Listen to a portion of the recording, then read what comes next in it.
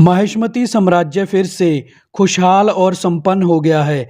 महेंद्र बाहुबली माहिष्मती के राज सिंहासन पर विराजमान है। राजमाता देवसेना के कहने पर महेंद्र बाहुबली ने बिज्जल देवा को माहिष्मती में ही रहने की अनुमति दे दी है। महेंद्र बाहुबली के राज तिलक के बाद राजमाता देवसेना ने अवंतिका और महेंद्र बाहुबली के विवाह की घोषणा कर दी है। माहिष्मती की प्रजा अवंतिका और महेंद्र बाहुबली के विवाह की तैयारियों में लग जाते हैं। विवाह का दिन आ जाता है। अभी महेंद्र बाहुबली विवाह के लिए अपने राजमहल से मंडप की तरफ जाने ही वाला होता है, तभी कटप्पा आकर महेंद्र बाहुबली को बताता है कि माहिष्मती साम्राज्य पर दुश्मन सेना ने हमला कर दिया है। फिर महेंद्र बाहुबली कटप्पा से पूछता है कि ये दुश्मन सेना का महाराज कौन है और किस देश से आया है। तो कटप्पा बताता है कि ये दुश्मन कौन है, कहाँ से आया है, ये कोई नहीं जानता। और कटप्पा कहता है कि हमें तो उनके महाराज का नाम भी नहीं पता। कटप्पा कहता है कि लेकिन मैं बस इतना जान पाया हूँ कि ये दुश्मन चाहे कोई भी हो, ये कई सालों से माहिष्मती पर हमला करने की तैयारी कर रहे थे और इन दुश्मनों ने हमला करने का वही समय निश्चित किया जब माहिष्मती की सेना और प्रजा अपने महाराज महेंद्र बाहुबली के विवाह की तैयारियों में व्यस्त हैं। कटप्पा कहता है कि दुश्मन सेना योजना बनाकर हमला करने आई है, क्योंकि महाराज के विवाह के कारण हम युद्ध के लिए तैयार नहीं हैं। ये सब सुनकर राजमाता देवसेना कहती है कि एक महाराज को युद्ध के लिए सदैव तैयार रहना चाहिए। इसलिए राजमाता देवसेना अपने पुत्र महेंद्र बाहुबली को आदेश देती है कि वो अभी इसी समय अपने विवाह को रोककर युद्ध के लिए रणभूमि में अपनी सेना लेकर दुश्मनों को मार गिराए। महेंद्र बाहुबली युद्ध के लिए तैयार हो जाता है और इस कम समय में महेंद्र बाहुबली कटप्पा को लेकर रणभूमि में चला जाता है। अवंतिका भी महेंद्र बाहुबली का साथ देने युद्ध के मैदान में आ जाती है। माहिष्मती की सेना और दुश्मन सेना के बीच में घमासान युद्ध शुरू हो जाता है। महेंद्र बाहुबली दुश्मन सेना के महाराज को मारने उसके पास रणभूमि में पहुंच जाता है। महेंद्र बाहुबली अभी दुश्मन महाराज को अपनी तलवार से मारने ही वाला होता है, तभी बिज्जल देवा बीच में आ जाता है। महेंद्र बाहुबली की तलवार का वार के कारण बिज्जल देवा घायल हो जाता है और नीचे गिर जाता है।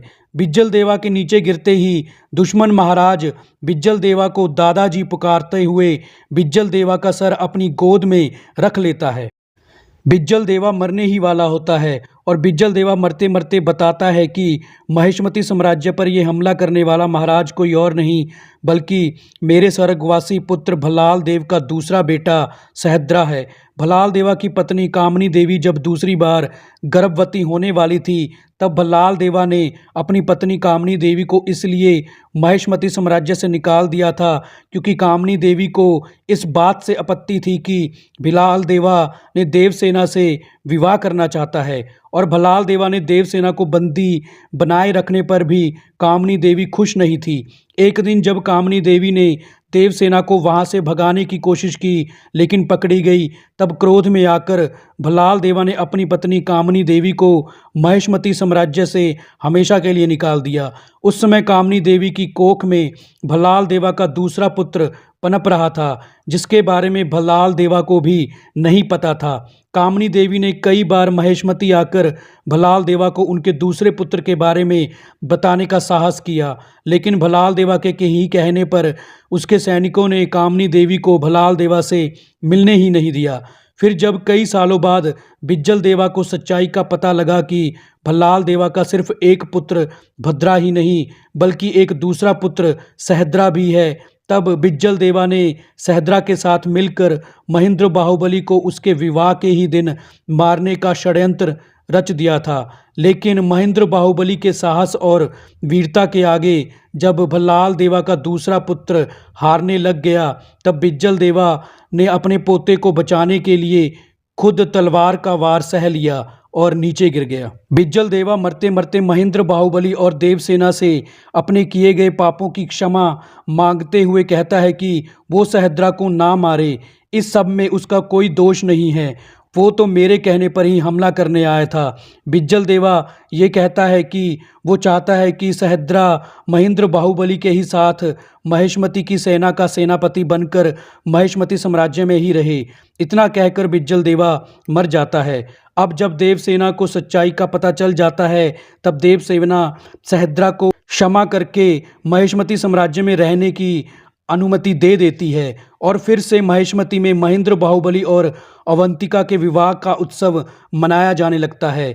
दोस्तों, लेकिन कहानी यहीं ख़त्म नहीं होती, क्योंकि क्या सहद्रा अपने पिता, भाई और दादाजी की मौत का बदला को भूलकर महेंद्र बाहुबली का सेनापति बनकर महेशमती साम्राज्य में ही रहेगा, या फिर वो फिर से कोई षड्यंत्र रचकर महेंद्र बाहुबली को मारकर खुद महेशमती साम्राज्य का महाराज बनने की कोशिश करेगा?